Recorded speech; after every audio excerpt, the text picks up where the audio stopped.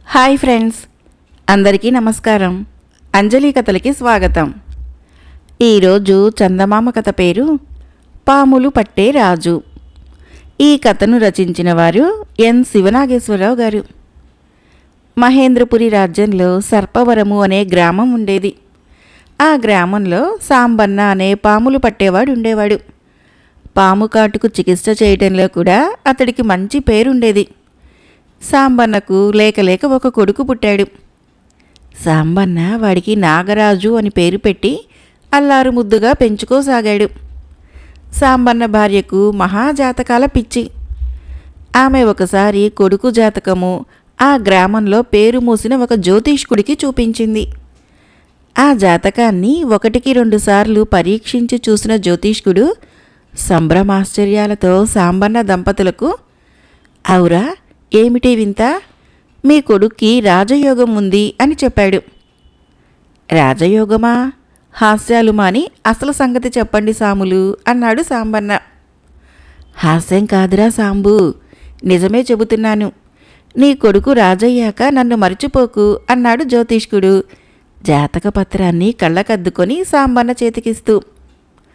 ఆ మాటలతో సాంబన్నకు కొడుకు రాజయోగం పట్ల కొంత నమ్మకం కలిగింది. జ్యోతిష్కుడు చెప్పినట్లు కొడుకు రాజైతే చదువు రాకపోవటం బాగుండదని నాగరాజును బడిలో చేర్పించాడు. నాగరాజు 10 ఏళ్ల వయసు వాడయ్యాడు.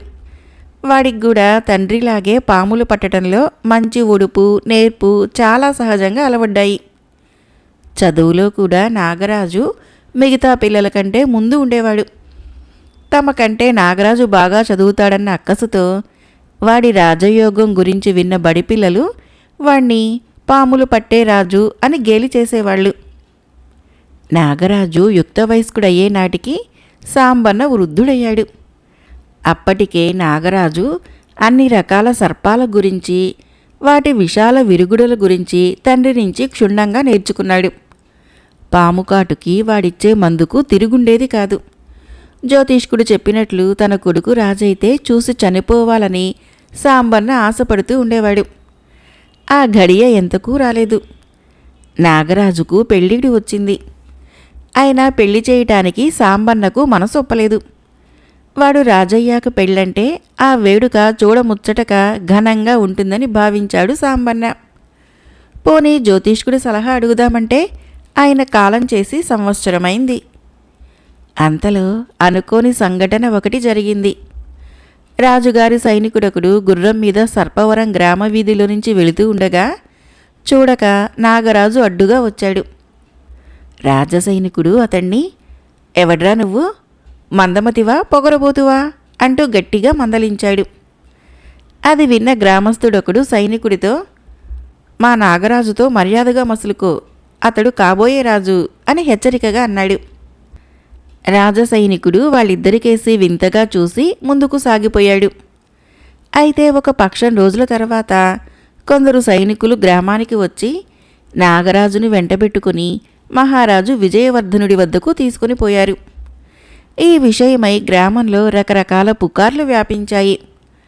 కాబోయే రాజు అని చెప్పుకుంటున్న విషయము రాజుగారికి తెలిస్తే ఊరుకుంటాడా? తల తీయించటానికే పిలిపించి ఉంటాడు అని గ్రామంలో కొందరు గుసగుసలాడుకున్నారు. అది విన్న సాంబన్న కాళీమాత గుడికి వెళ్ళి, తల్లి, నా కొడుకు రాజు కాకపోయినా చింతలేదు, వాడికే హాని కలగకుండా చల్లగా చూడు అని ప్రార్థించాడు. అయితే రాజు విజయవర్ధనుడు తన కుమార్తె నాగమాంబతో నాగరాజు వివాహం ప్రకటించాడు. అది విన్న రాజ్య ప్రజలందరూ పాములు పట్టేవాడితో రాజకుమార్తె వివాహమా అని ఆశ్చర్యపోయారు. నెల గడిచేసరికి రాజకుమారికి నాగరాజుకు వివాహము ఘనంగా జరిగింది. నాగరాజు తల్లిదండ్రులకు రాజమర్యాదలు జరిగాయి.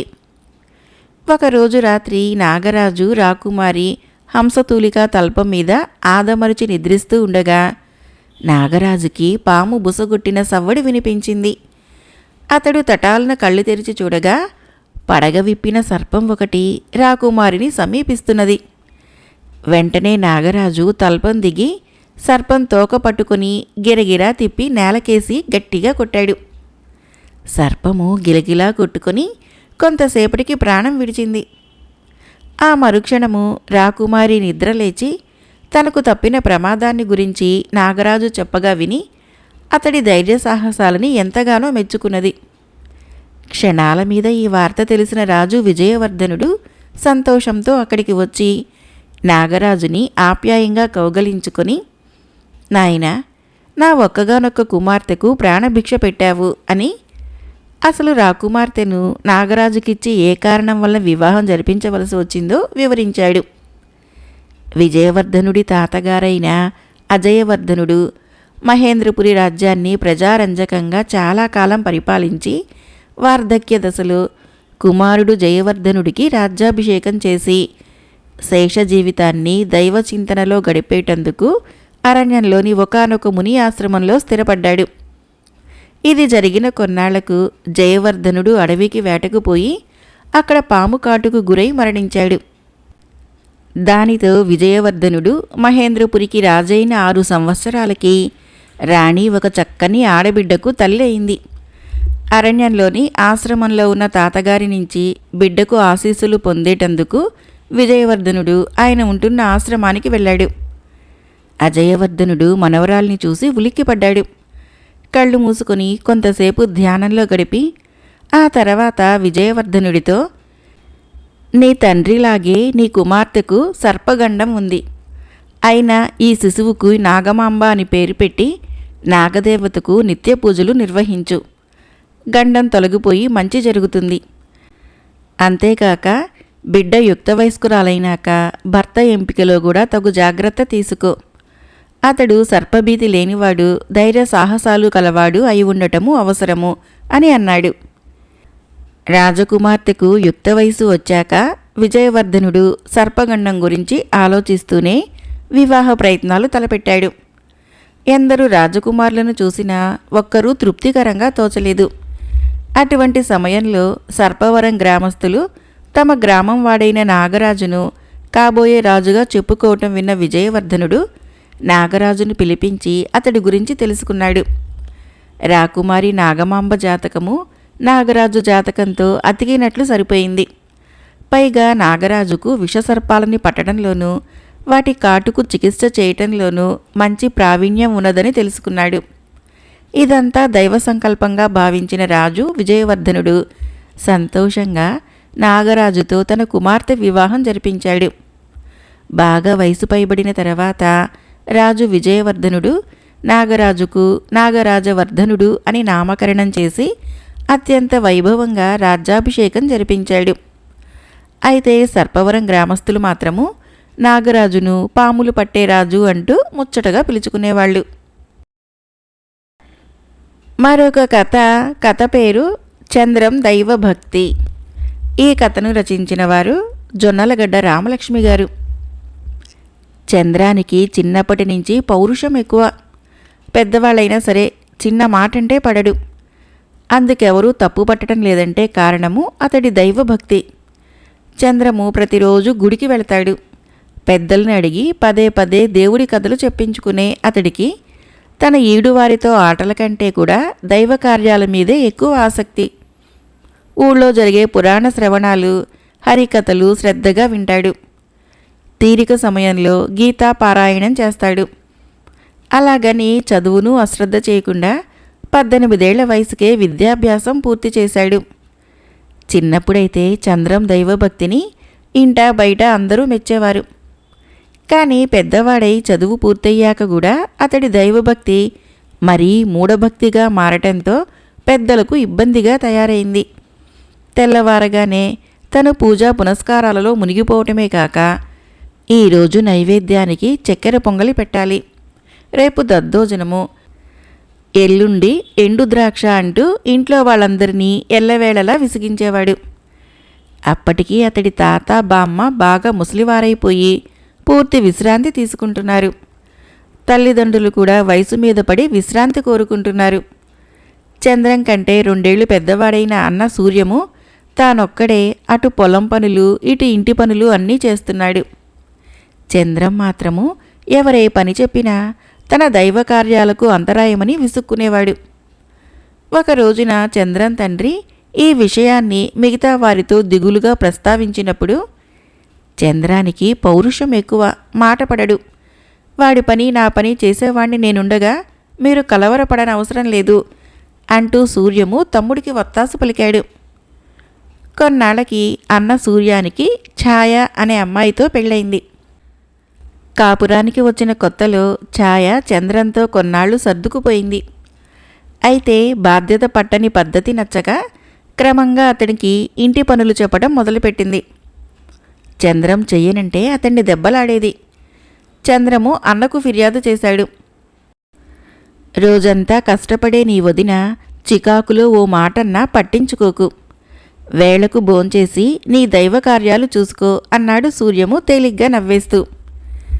అన్న తనను పట్టించుకోవటం లేదని చంద్రము పెద్దలతో చెప్పుకునేవాడు. వాళ్ళు కూడా రోజంతా కష్టపడే నీ అన్నా వదినలు చికాకుతో ఓ మాటన్నా పట్టించుకోకు అని అన్నారు. నేను పౌరుషం గలవాణ్ణి, పైగా దైవభక్తుణ్ణి. అందువలన ఎవరూ గాని నన్నేమీ అనటానికి వీల్లేదని వదినకు చెప్పండి అన్నాడు చంద్రం.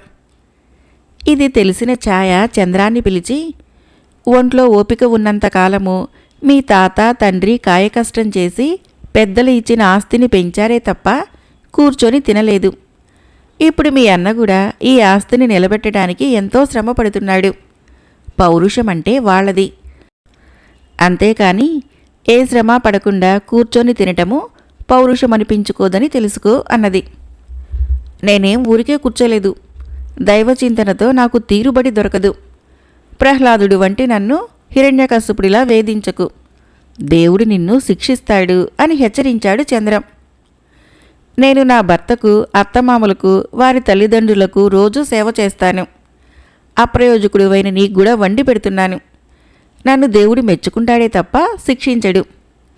నువ్వు నిజంగా ప్రహ్లాదుడంతటి వాడివైతే దేవుణ్ణి ప్రార్థించి నన్ను శిక్షించేలా చెయ్యి. నాకు శిక్ష పడితే ఆ తర్వాత నేను నిన్ను పల్లెత్తు మాట కూడా అనను. లేకపోతే నువ్వు నీ అన్నతో సమంగా ఇంటి బాధ్యతలు తీసుకోవాలి అన్నది వదిన. ఇది సవాలుగా తీసుకున్న చంద్రము రోజు గుడికి వెళ్ళినప్పుడల్లా తన వదినను శిక్షించమని దేవుణ్ణి ప్రార్థించసాగాడు. అయితే వాడు కోరినది ఫలించలేదు. ఛాయ చంద్రం మధ్య జరిగిన గొడవను గురించి తెలుసుకున్న చంద్రం బామ్మ తల్లి లాంటి వదినకు శిక్ష పడాలనుకునే పాడు బుద్ధి నీకు తగదు అని మందలించారు. నన్ను దైవకార్యాలు చేయనివ్వకుండా ఆపుతున్న మహాపాపి వదిన. పాపాత్ముడని తండ్రినే లెక్క చేయని ప్రహ్లాదుడు నాకు ఆదర్శం. ఆమె అంతం చూసేంతవరకు నేను దేవుణ్ణి ప్రార్థిస్తూనే ఉంటాను అన్నాడు చంద్రం మొండిగా. ఆ మాటలకి తాత, తండ్రి, అన్న చంద్రం మీద మండిపడి, వదినకు క్షమాపణ చెప్పు, లేదా ఇల్లు వదిలి వెళ్ళిపో అన్నారు. ప్రహ్లాదుడికి తండ్రి ఒక్కడే శత్రువు. నాకు ఇంట్లోని వాళ్ళందరూ శత్రువులే. నేను ఇల్లు వదిలిపోతున్నాను. మీరందరూ వచ్చి బ్రతిమాలేదాకా వెనక్కి రాను అని ఇల్లు వదిలిపెట్టి ఊరి గుడి ఆవరణలోకి వెళ్ళి కూర్చున్నాడు. చంద్రం ఇంట్లో అలిగి వచ్చాడని గ్రహించిన గుడి పూజారి రామశాస్త్రి అసలు విషయం అడిగి తెలుసుకుని, నువ్వు తప్పు చేశావు. తల్లిదండ్రులు దైవ సమానులని నువ్వు వినలేదా? వాళ్ళ మీద అలిగితే దేవుడి మీద అలిగినట్లే. వెంటనే ఇంటికి వెళ్ళి మీ వాళ్ళకి క్షమాపణ చెప్పుకో అని హితవు పలికాడు. ఇప్పుడు నేను వెనక్కి వెళితే అందరికీ దేవుడి మీద నమ్మకం పోతుంది. దేవుడు నా వదినను కఠినంగా శిక్షించి నా భక్తిని నిరూపించాలి. అంతవరకు నిరంతర దైవనామస్మరణ చేస్తూ తులసి తీర్థం మాత్రమే పుచ్చుకుంటూ నేను గుడిలోనే ఉంటాను అన్నాడు చంద్రం పట్టుదలగా. రామశాస్త్రి మరేమీ మాట్లాడలేకపోయాడు. చంద్రము అన్నపానాలు ముట్టుకోకుండా పూజారి ఇచ్చే తులసి తీర్థం మాత్రము పుచ్చుకుంటూ 3 రోజులు ధ్యానంలో గడపటంతో బాగా నీరసపడిపోయాడు. 3వ రోజు సాయంకాలము దైవధ్యానంలో కళ్ళు మూసుకొని కూర్చున్న చంద్రము మగధ నిద్రలోకి జారుకున్నాడు.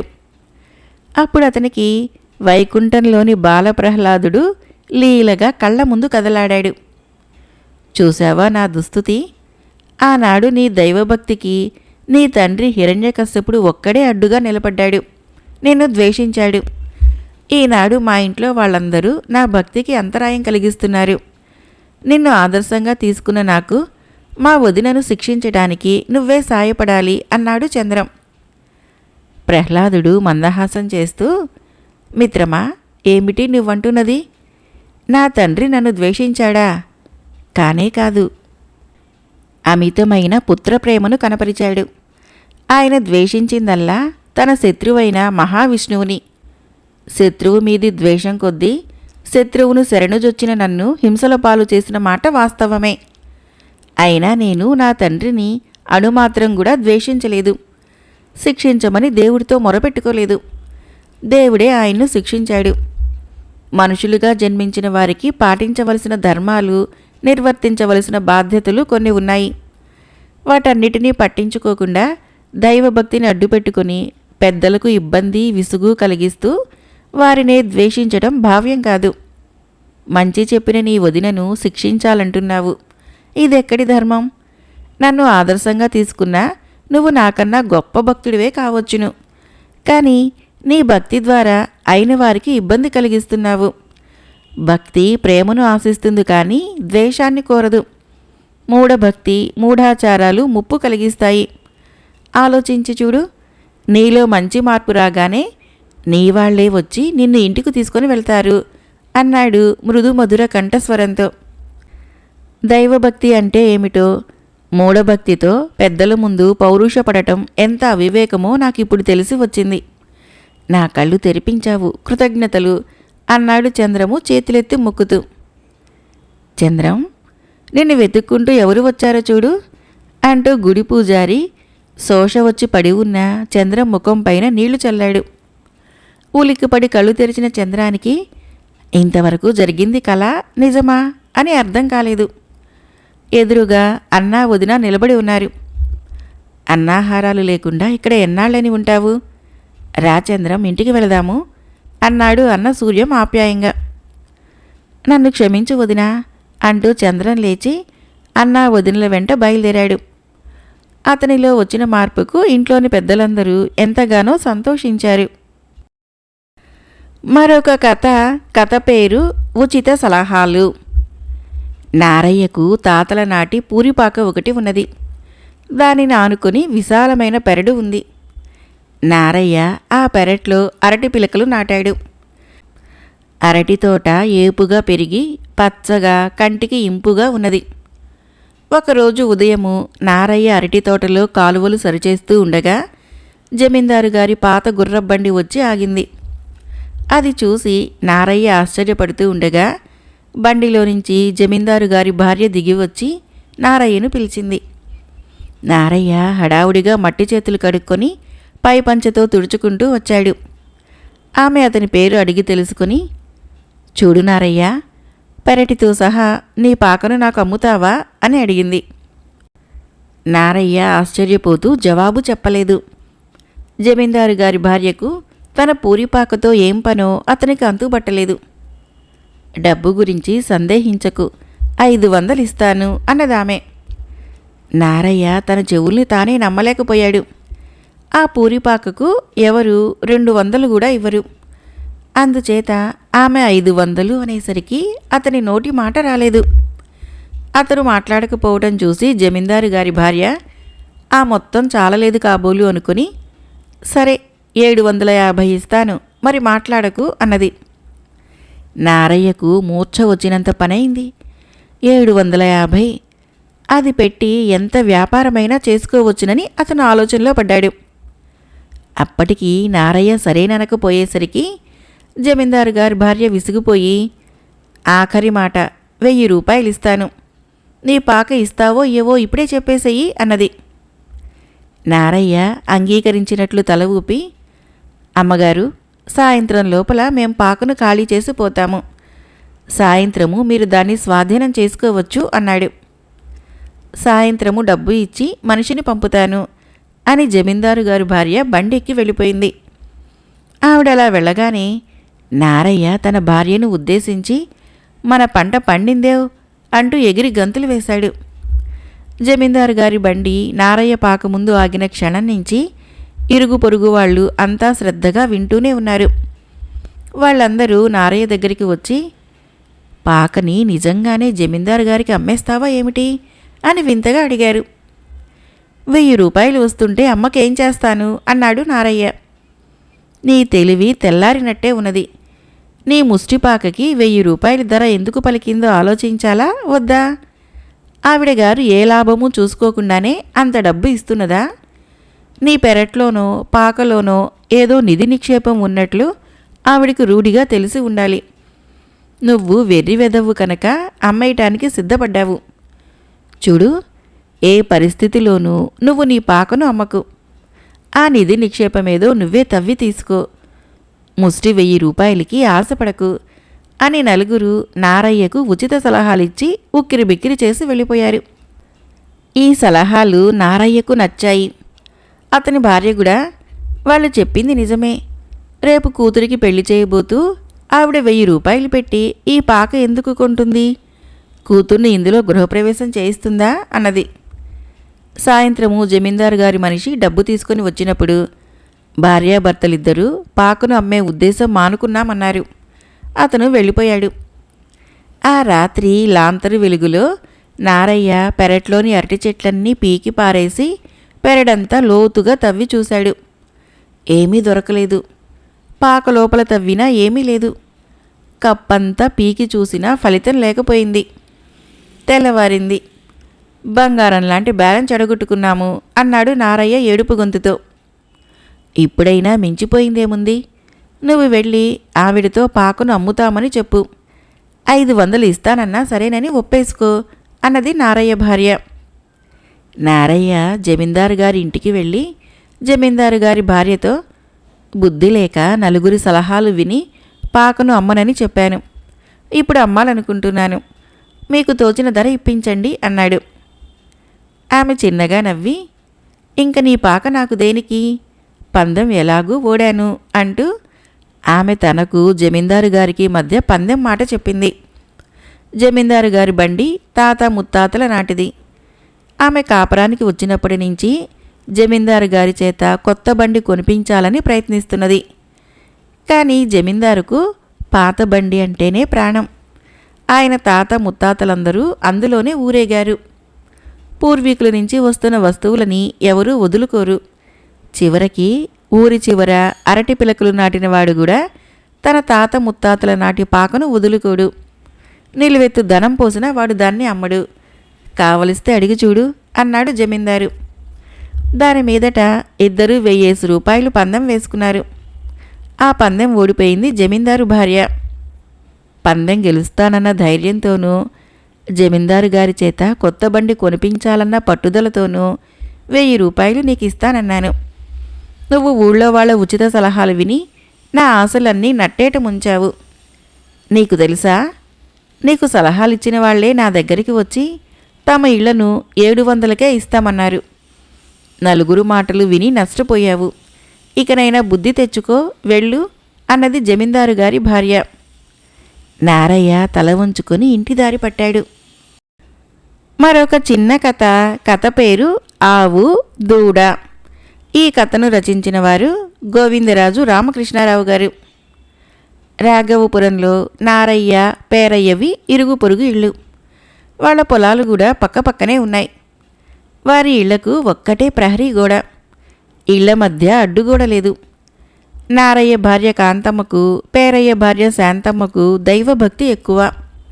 కాడి ఎద్దులు 2 గేదెలు ఉన్నా 2 కుటుంబాలకు ఆవులు లేవు. భార్యల కోరిక మీద నారయ్య పేరయ్య పశువుల సంతకు వెళ్ళి చెరొక ఆవును కొన్నారు. గోపూజకు అవకాశం ఏర్పడినందుకు కాంతమ్మ శాంతమ్మ చాలా సంతోషించారు.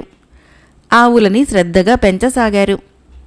నారయ్య ఆవు వరుసగా 2 సార్లు కోడెదూడని ఈనింది. పేరయ్య ఆవు 2 సార్లు పెయ్యదూడని ఈనింది. కోడెదూడ అయితే పొలం పనికి ఉపయోగపడుతుందని పేరయ్య ఆశ. 2 ఆవులు 3వసారి చూడితో ఉన్నాయి.